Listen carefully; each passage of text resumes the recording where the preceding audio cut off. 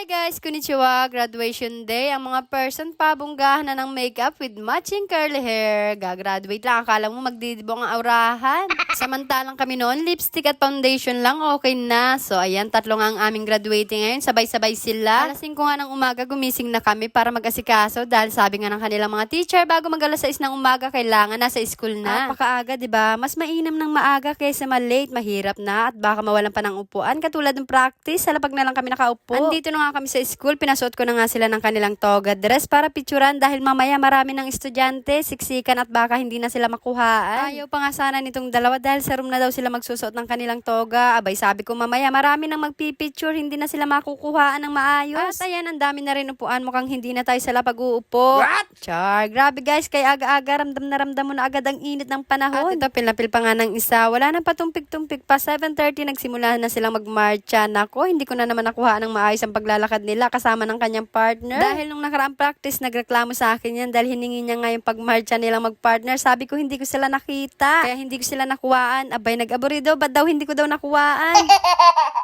Sabi ko nga, wala naman na tayo magagawa dahil hindi ko na nga sila napansin. Ang dami niya kasing kamukha. Kala ko tuloy hindi pa sila naglalakad pero nauna na pala sila. Habang tinatawag pa isa-isa ang mga panauhing pandangalang inday nyo, nagutom na. Lumabas na nga muna para mag-almusal. Dahil may malapit na kantin dito sa school, nag-almusal na nga muna ako ng spaghetti. Nagbili na lang ako kay Ate Beng na wag aalis sa pwesto namin dahil baka may umumpong iba. Bibilhan ko na nga lang ako siya ng pagkain niya pagbalik ko. After ko mag-breakfast ng spaghetti, andito na nga ulit ako sa loob sa pwesto namin. Dumating na rin pala si Kapitana at mga gawad at iba pang mga bisita. Yung mata nga ng inday nyo, hantok na hantok pa. Maya-maya after nitong pagkuha ng kanilang diploma ay uuwi na rin ako. Wala na rin naman masyadong gagawin ang mga parents dito. Iiwan ko na lang itong si Ate Beng. Yung ibang mga magulang ay nagsiuwian na rin. Medyo crowded na rin kasi sa loob guys. Sa dami rin ng graduate ngayong taon. Kaya buti na lang nakapag-pictorial na kami kanina dahil for sure after nitong graduation, siksika na sa stage dahil kanya-kanya na silang picture. O, diba? Mas maganda talaga pag maaga, hindi na makikipagsiksikan pa. Habang naglalakad si Joshua, anak ni Ate Beng, sabi ko i-reading tubig dahil napakainit at nakakauhaw talaga dito. Ayan na nga siya, kaso nahiya ata. Mamaya na daw siya inom. Yung ibang mga estudyante kasi talagang pinupuntahan yung kanilang mga magulang dito para magpabili ng tubig. At ito na nga, tatawagin na nga rin itong isa kong pamangkin. Cassandra Julia T. Diones.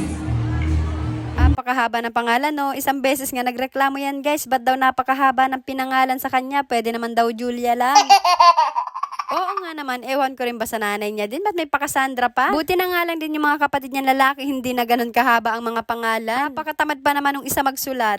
At ayan nga, bago nga bumaba, may pa-pictorial pa sila doon para may remembrance naman sa kanilang pag-graduate. Sabi nga dito guys, ay may makukuha daw silang 1.5. Every year kasi kapag may gumagraduate dito ay binibigyan daw talaga. Isa nga rin sa inaabangan ko yun, kaso parang hindi daw ngayon mabibigay, baka sa ibang araw pa. Kaya pagkakuha nila ng diploma, ako umuwi na rin, wala na rin namang gagawin. At isa pa, nandito rin naman si Ate Beng.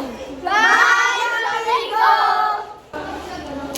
March 2024, 2025, 6 Flamingo officially signing off!